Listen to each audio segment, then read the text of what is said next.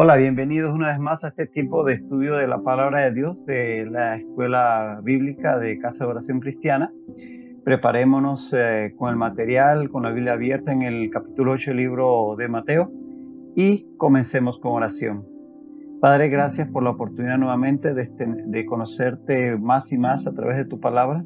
Gracias por la guía de tu Espíritu Santo para poder comprenderte mejor. Señor, ayúdanos, te lo pedimos en esta hora para que sea de provecho este tiempo. En el nombre de Cristo Jesús. Amén. Así es. Yes. Y estudiábamos, como decíamos, el capítulo 8 de Mateo, donde habíamos estado leyendo ya este pasaje del versículo 18 al 22. Leámoslos nuevamente para terminar con su estudio. Viéndose Jesús rodeado de mucha gente, mandó pasar al otro lado. Y vino un escriba y le dijo: Maestro, te seguiré a donde quiera que vayas. Jesús le dijo: Las zorras tienen guaridas y las aves del cielo nidos, mas el Hijo del Hombre no tiene dónde recostar su cabeza.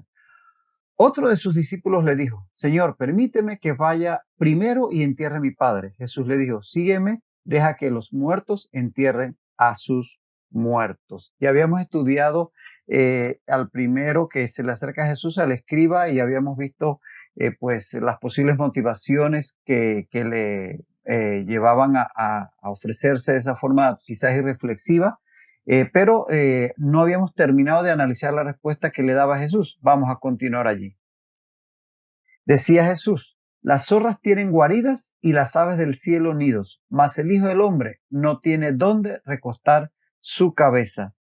Esta es la primera ocasión que aparece en el Evangelio el término Hijo del Hombre, que vemos aquí como Jesús refiriéndose a sí mismo. Y es que casi siempre que aparece en los Evangelios este término, es Jesús quien lo declara refiriéndose a sí mismo.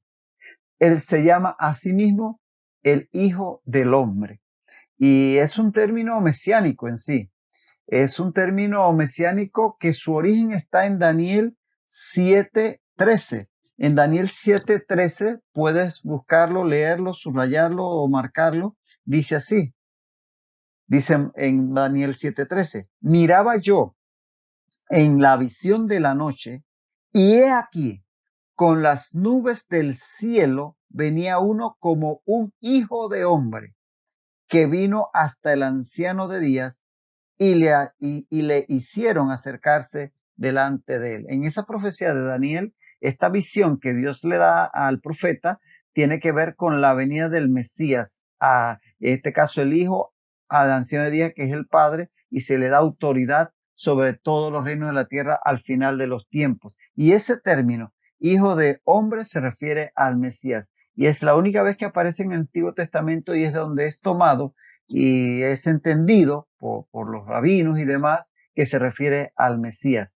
Y por ejemplo, tenemos un par de textos donde vemos cómo Jesús aplica esa profecía a sí mismo, y eso nos da a entender o reafirma que esto es un título mesiánico. Por ejemplo, en Mateo 26:64. Mateo 26:64 leemos: Jesús le dijo: Tú lo has dicho, y además os digo que desde ahora veréis al Hijo del Hombre sentado a la diestra del poder de Dios y viniendo en las nubes del cielo. Una clara alusión a la profecía de Daniel 7. Incluso en Apocalipsis 14:14 vemos un texto muy sugestivo de este cumplimiento de la venida del Mesías en esta que es compatible con la profecía de Daniel. Dice Apocalipsis 14:14: Miré y he aquí una nube blanca, y sobre la nube uno sentado semejante al Hijo del Hombre. Entonces, como ven, este es un título mesiánico que Jesús va a utilizar para referirse a sí mismo en un sinnúmero de veces en los evangelios. Aquí tienes, por ejemplo, la lista de las veces que aparece este título, el Hijo del Hombre, en los evangelios. Aquí tenemos alrededor de 29 veces en Mateo, unas 14 veces en Marcos y unas 25 veces en Lucas. No aparece en Juan. Y si tú ves aquí con estos símbolos H de humillación y la E de exaltación, hemos marcado algunos de los pasajes que se refieren a el uso de el término mesiánico, hijo del hombre, que como repito, vemos que prácticamente siempre Jesús que lo utiliza refiriéndose a sí mismo, pero el contexto de humillación y de exaltación se entrelazan de él en su humillación para ser sacrificado como el Cordero Pascual o de su exaltación al ser exaltado por el Padre. Estos diferentes pasajes que están allí marcados, inclusive en algunos están las dos situaciones entrelazadas, los dos contextos, y podrás estudiarlo con calma. Si te gusta la teología, pues podés estudiar este concepto del el título mesiánico del Hijo del Hombre, puedes tomarle foto o captura de pantalla a este cuadro y haz un estudio personal de el título de Hijo del Hombre que Jesús utiliza de sí mismo y sería interesante lo que podrías aprender a través de él. Hoy obviamente no tenemos tiempo para meternos nosotros en detalle en este estudio. Y dice después de aquel primer encuentro, dice que viene otro más. Dice, otro de sus discípulos le dijo, Señor, permíteme que vaya primero y entierre a mi padre. Este segundo hombre es llamado discípulo de Jesús. Obviamente no es uno de los 12. Recuerden que habían más que los 12 discípulos. Sencillamente Jesús eligió a los 12 para estar, para que estuvieran más cerca de él y darles un entrenamiento mucho más intenso, pero había muchos otros seguidores que eran llamados discípulos, ya no solo seguidores, sino discípulos. Eh, y habían obviamente dentro de los 12 aquellos tres del círculo más cercano, como eran Juan, Pedro y Santiago. Pero este discípulo, cuando se acerca a Jesús, que va a entrar en la barca para hacerse al mar de Galilea, le presenta una excusa al Señor para posponer su compromiso, que es lo que aquí vemos en este texto, que él decía que le dejara primero enterrar a su padre. Y es que los hijos tenían el deber de sepultar a sus padres, como vemos en todos estos pasajes que puedes después revisar con calma, sobre todo los de Génesis, en donde, por ejemplo, tenemos a Isaac y enterrando a su padre Abraham, Isaac e Ismael. Vemos a eso repetido en todos los textos del Antiguo Testamento que vemos aquí, el hecho de que los hijos tenían el deber de enterrar a sus padres. Eso estaba aceptado así dentro de los judíos. Y la sepultura, por otro lado, era tradición en el pueblo de Israel que se hiciera prácticamente el mismo día o a lo sumo al día siguiente de la muerte si esto ocurría ya muy tarde. Pero generalmente, o que fuera en un día de reposo, generalmente la sepultura se hacía lo antes posible, lo antes posible. Por ejemplo, vemos en el caso del capítulo 11 de Juan la muerte de Lázaro, que luego es resucitado por el Señor Jesús, que cuando se le avisa de que Lázaro está enfermo, Jesús se queda todavía y después llega, y cuando llega ya hace 4 días que fue sepultado. Y no es que Jesús se demoró una semana, a lo sumo se demoró 2 días después que le avisaron, pero cuando él llega ya tiene 4 días de muerto. Eso quiere decir que murió y enseguida fue sepultado en aquella cueva, como era costumbre de los judíos sepultar a los difuntos en cuevas. Y en Hechos 5, el pasaje de Hechos 5, el versículo 5 al 6 y luego el 10, vemos el caso de Ananías y Zafira, cuando mueren producto de su pecado contra el Espíritu Santo y prácticamente mueren por la mano de Dios ahí delante de Pedro y de los demás apóstoles. Enseguida es enterrado Ananías y cuando llega Zafira cae muerta y enseguida es llevada a enterrar por los mismos que acababan de enterrar a su esposo. Entonces, como vemos aquí en estos pasajes que ejemplifican este concepto, la sepultura usualmente se realizaba lo antes posible. Así que no era una cosa de dejar el cadáver allí por días velándolo, sino que era algo que ocurría prácticamente el mismo día, a lo sumo al día siguiente. Entonces, es algo que ocurría de forma inmediata. Y es que si el padre hubiera acabado de morir, eso sería un deber con el cual Jesús estaría de acuerdo, el hecho de enterrarlo. Y sería un retraso de aproximadamente 1 a lo sumo 2 días. O sea que no tendría sentido la respuesta que Jesús le va a dar si es que el padre de este discípulo hubiese acabado de morir.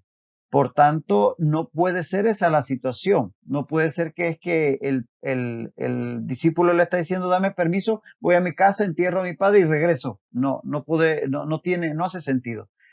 Aquí la idea detrás de esta expresión de este hombre, de este discípulo, es que tiene que esperar a que el padre muera para entonces seguir a Jesús. O sea, está posponiendo de una forma indefinida el seguir al Señor Jesucristo. Eh, y es que esta es una idea, un orientalismo, es decir, una idea de la cultura, sobre todo del Medio Oriente antiguo, de expresar la idea de que voy a hacer tal cosa cuando entierra a mi padre. Pero ese enterrarlo quiere decir cuando él muera. No quiere decir que está ahí insepulto, muerto en la casa, no. Sino que cuando hablan de enterrar a mi padre es cuando él muera, que puede ser dentro de 20 años o dentro de 10 años. Es decir, es una expresión para decir que después que mi padre muere, entonces voy a hacer tal cosa. Entonces es una expresión que está declarando una posposición de lo que se va a hacer hasta un tiempo indefinido porque no se sabe cuándo iba a morir. Esta es la idea detrás de esta expresión del discípulo. Y es que a veces nosotros posponemos muchas veces de forma indefinida el podernos involucrar en la obra del Señor. A veces decimos, bueno, cuando me jubile, cuando tenga tiempo, cuando salga de esto, cuando me gradúe de aquello, cuando termine con esto, y vamos posponiendo y posponiendo el tomar, no quizás un ministerio a tiempo completo, pero el involucrarnos algo más en la obra, el hacer algo más en la iglesia, el participar algo más en un ministerio. Así que tengamos cuidado con esta posposición indefinida y siempre esperando algo más para no involucrarnos. Ese es un llamado de atención que la escritura nos hace en este momento. Eso nos da a entender la respuesta del Señor Jesús, que le dijo, sígueme y deja que los muertos entierren a sus muertos. Jesús, en verdad, ya lo habíamos dicho en otras ocasiones, conocía lo que había en el corazón de los hombres. Y es por eso que le da esta respuesta a este hombre. Él entendió que en el corazón de este hombre había una posposición indefinida de su responsabilidad en el ministerio y sencillamente le está dando una excusa que no era válida. Es más, podría ser que otros familiares no conversos o no involucrados en la predicación del Evangelio del Reino se ocuparan de atender a su padre por el resto de vida que le quedara y no tendría él que imprescindiblemente estar ahí. Ahora bien, llegado a este punto, es importante que nos detengamos y hagamos una aclaración. Nuestro compromiso con el Señor debe tener prioridad, prioridad número uno. Pero eso no debe llevarnos a descuidar nuestras responsabilidades familiares, ojo, y sociales. Es importante esto.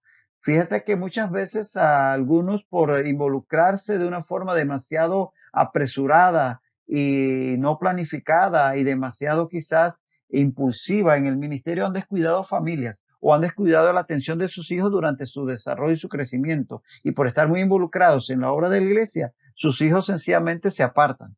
Hay que tener cuidado con eso porque debe haber un equilibrio entre mis responsabilidades en la obra del Señor y mis responsabilidades en la familia que Dios me ha dado. No debo descuidar una cosa su pretexto de atender la otra. Las dos son importantes. Ahora, nuestro corazón debe tener una primera prioridad con el Señor. En eso estamos claros. Por ejemplo, vemos estos dos textos en Mateo 10:37, en Mateo 10, capítulo 37 dice que el que ama a padre o madre más que a mí no es digno de mí. El que ama a hijo o a hija más que a mí no es digno de mí. Es decir, debemos amar primero a Dios. Eso no quiere decir que no amemos a nuestro padre, a nuestro hijo, a nuestra hija, a nuestra esposa, sino que debemos amar a Dios por encima de todas las cosas. Y en Mateo 12, 46 al 50, sobre todo en el 47 dice, le dijo uno, he aquí tu madre y tus hermanos están fuera y te quieren hablar. Y el 49, extendiendo su mano hacia sus discípulos, dijo, he aquí mi madre y mis hermanos. Entonces vemos en estos textos que el Señor deja claro que la prioridad número uno en nuestro corazón debe ser el Señor, pero no significa que debamos descuidar a nuestra familia, porque, por ejemplo, vemos textos como en Marcos 7, 9 al 13, donde declara la Escritura. Les decía también, le decía Jesús a unos fariseos, bien invalidáis el mandamiento de Dios para guardar vuestra tradición, porque Moisés dijo, honra a tu padre y a tu madre, y el que maldiga al padre o a la madre muere irremisiblemente. Pero vosotros decís, basta que diga un hombre al padre o a la madre, es corbán, que quiere decir mi ofrenda a Dios, todo aquello con que pudiera ayudarte, y no le dejáis hacer más por su padre o por su madre, invalidando la palabra de Dios con vuestra tradición. ¿Ve? El Señor Jesucristo enseña que no podemos, no, porque esto que es para ayudar a mi papá y mamá, para ayudar en mi casa, es para darlo a la iglesia. No, que si eso va a descuidar a tu familia, eso no debe ser así. Entonces, ahí que hay que tener claro ese equilibrio. Es más, el apóstol Pablo, inspirado por el Espíritu Santo, declara en Efesios, hijos, obedeced en el Señor a vuestros padres, porque esto es justo. Honra a tu padre y a tu madre, que es el primer mandamiento con promesa. Y en 1 Timoteo 5:8 dice, porque si alguno no provee para los suyos y mayormente para los de su casa, ha negado la fe y es peor que un incrédulo. Entonces, seamos claros que textos como este no deben ser tomados como un pretexto para descuidar nuestras atenciones a nuestra familia. Sí, Dios y el ministerio que Él nos pone en nuestro corazón es una responsabilidad y Dios debe estar primero en nuestro corazón. Pero nuestro ministerio no debe llevarnos a descuidar la atención a nuestra familia, a nuestros hijos, a nuestra esposa, a nuestros padres. Eso debe ser muy, muy enfatizado y ese equilibrio Dios nos ayude a mantenerlo, porque ciertamente y tristemente algunos han pues naufragado en este deber. Y bien, llegamos entonces al capítulo 8, o seguimos el capítulo 8, pero llegamos al versículo 23 al 27 que dice, y entrando él en la barca, sus discípulos le siguieron. Y he aquí que se levantó en el mar una tempestad tan grande que las olas cubrían la barca, pero él dormía. Y vinieron sus discípulos y le despertaron diciendo, Señor, sálvanos que perecemos. Él les dijo, ¿por qué teméis, hombres de poca fe? Entonces, levantándose, reprendió a los vientos y al mar, y se hizo grande bonanza. Y los hombres se maravillaron diciendo, ¿qué hombre es este que aún los vientos y el mar le obedecen? Este texto Este texto que es a continuación del anterior, recuerda que cuando iban a entrar a la barca, él les había ordenado que cruzaran el mar hacia el otro lado, y eso lo vimos en una lección pasada. Entonces, ya una vez siendo abordado por aquellos dos hombres que tenían excusas para seguirles, entonces ya entran a la barca, y entonces esto está a renglón seguido de lo anterior. Este texto tiene dos pasajes paralelos, anótalo para que los revises. Siempre es bueno, te lo insisto, estudiar los textos en conjunto. El pasaje paralelo de este está en Marcos 4, 35 al 41. Marcos 4, 35 al 41. Y en Lucas 8, 22 al 25. Lucas 8, 22 al 25 son los textos paralelos de este pasaje. Dice que entrando él en la barca, sus discípulos le siguieron. Mira, los discípulos, y aquí se refiere a los 12, recuerdan que Jesús tenía su grupo más cercano, los 12, tenía otros discípulos, luego estaban los seguidores y luego estaban las multitudes, ya hablamos de ese tema, y que nosotros debemos tratar de ser parte cada vez más de un círculo más cercano al Señor. Los discípulos, esos 12, obedecieron a la orden de Jesús de pasar al otro lado. Fíjate que entre esos discípulos había gente que eran pescadores de muchos años y por lo tanto conocían bien el mar. Y ellos no le dijeron a Jesús, ¿y vas a entrar al mar ahora? ¿Y por qué vamos a ir al otro lado? ¿Y qué hay en el otro lado? Mira, ya no hay nada que ver. Ellos no cuestionaron al Señor. Ellos se hicieron enseguida, obedecieron y le hicieron, porque es importante la obediencia en el discipulado. Cuando el Señor da una directriz, es importante que el discípulo obedezca. Y en ese sentido, estos discípulos nos dejan ejemplo en que ellos no cuestionaron el mandato del Señor de entrar al mar en ese momento y a esa hora para ir al otro lado del mar, donde pues ciertamente era tierra de gentiles, como vamos a ver. Y esto lo podemos poner en contraste con los dos que acabamos de estudiar, de aquel que dijo así de una forma muy superficial, te seguirá donde sea. Y por la respuesta de Jesús, deducimos, Jesús conociendo el corazón de este, que lo que quería era probablemente fama y gloria por viendo los milagros que el Señor Jesús hacía. Y él dice, mira, yo no tengo nada que ofrecerte materialmente. Sabía que eso había en el corazón de este hombre. Y el otro que sencillamente quería posponer el seguir a Jesús hasta que quién sabe cuándo, ¿no? Bueno, estos 12 no, estos 12 y veamos cómo ellos le siguieron enseguida. No cuestionaron la directriz del Señor y le siguieron. Y dice que he aquí se levantó en el mar una tempestad tan grande que las olas cubrían la barca. Fíjate que la tempestad fue repentina. Dice se levantó. Es decir, que fue una cosa así instantánea. En segundo lugar, fue grande, dice el texto, tan grande. O sea, que no fue poca cosa, porque incluso las olas dicen que cubrían la barca. El texto griego dice algo así como que las olas ocultaban la barca de lo alto que se encrespaban las olas. Y recuerden que eran barcas de pescadores, no era un crucero ni mucho menos.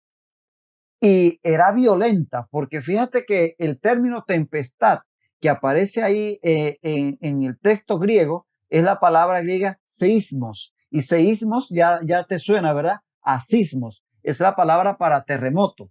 Es decir, que era una tempestad tan fuerte que el mar se estremecía como si estuvieras en medio de un terremoto, pero no un terremoto de esos temblorcitos de 4 grados, de 4,5 y que duran 5 segundos, 15 segundos. No, un verdadero remesón constante y de minutos y quizás horas en ese mar de Galilea.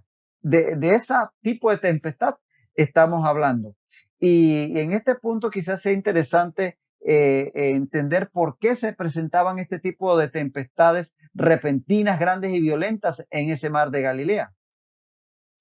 El mar de Galilea está al norte de la tierra de Israel, al norte de la tierra de Palestina, y es parte de una falla geológica en donde tenemos al mar muerto. Acá abajo está parte del desierto de Sinaí, la parte norte.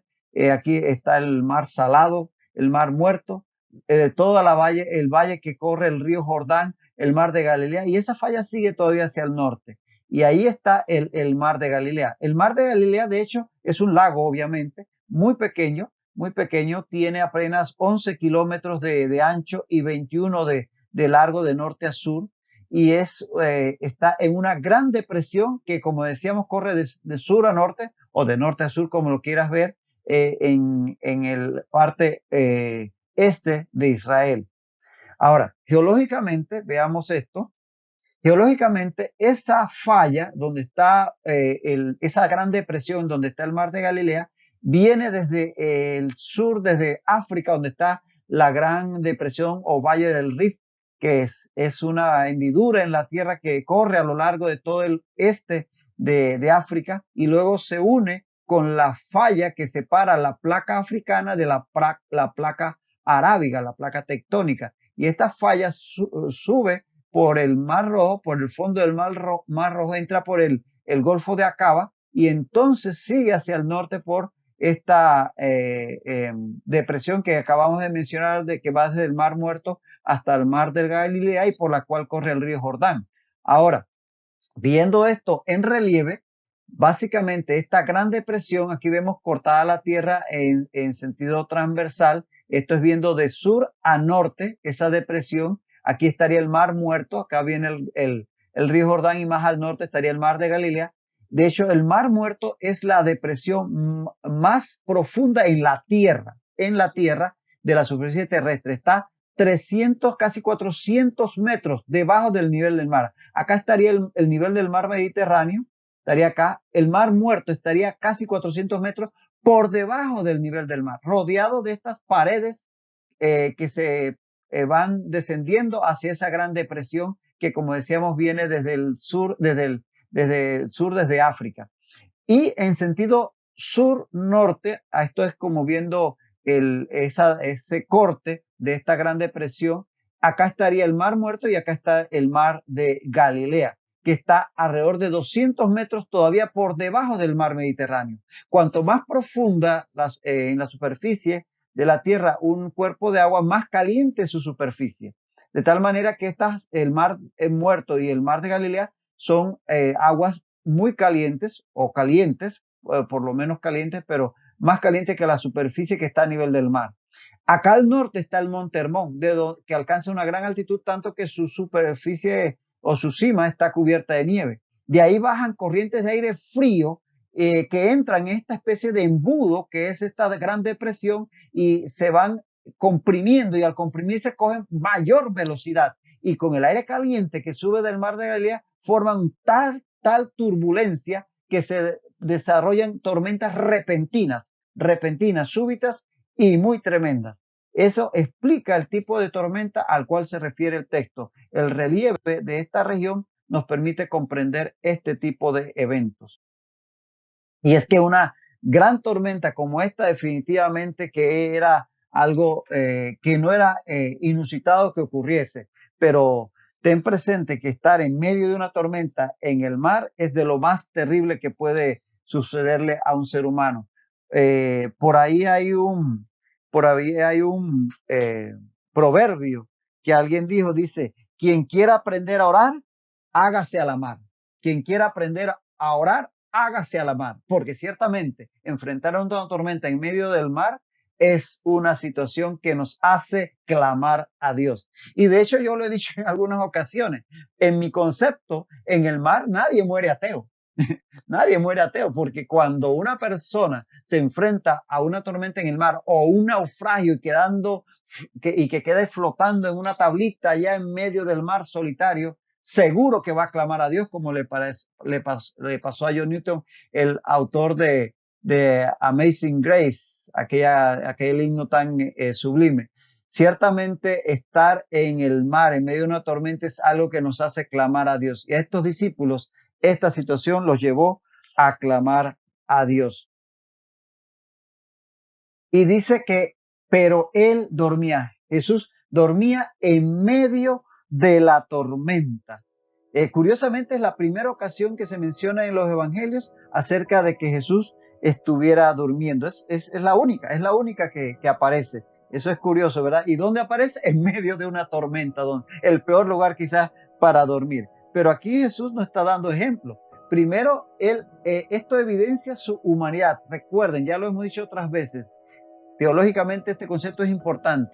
Jesús es 100% Dios, pero es 100% hombre. Y en su humanidad se cansaba y necesitaba descansar.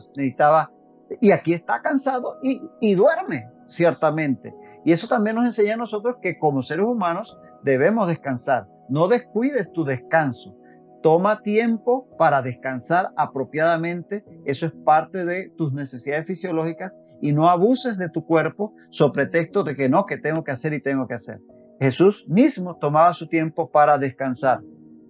Lo otro interesante es que esto evidencia la paz interior que tenía el Señor, porque en medio de la tormenta Él estaba descansando, porque no hay mejor almohada, no hay mejor somnífero que una conciencia en paz, una conciencia tranquila como ciertamente era la del Señor Jesús. Así que cuando tú estás en paz con Dios y a través de Él en paz con los hombres, esa es la mejor diazepam, la mejor Valium que te puede permitir descansar aún en medio de las tormentas de la vida, aún en medio de los problemas. Y por otro lado, esto también evidencia la fe del Señor, la fe del Hijo de Dios en el Padre, porque él estaba tranquilo que en medio de esa tormenta el Padre guardaba su sueño. Como debemos estar nosotros tranquilos sabiendo que el Señor cuida de nosotros y podemos descansar en Él. Por eso dice el Salmo 4:8, en paz me acostaré y asimismo dormiré, porque solo tú, Jehová, me haces vivir confiado. Así que cuando estemos en medio de tormentas de la vida, pongamos nuestra vida en manos del Señor y descansemos en Él, como nos da el ejemplo el Señor Jesús. Y bueno, nos detenemos aquí porque definitivamente el tiempo ha transcurrido.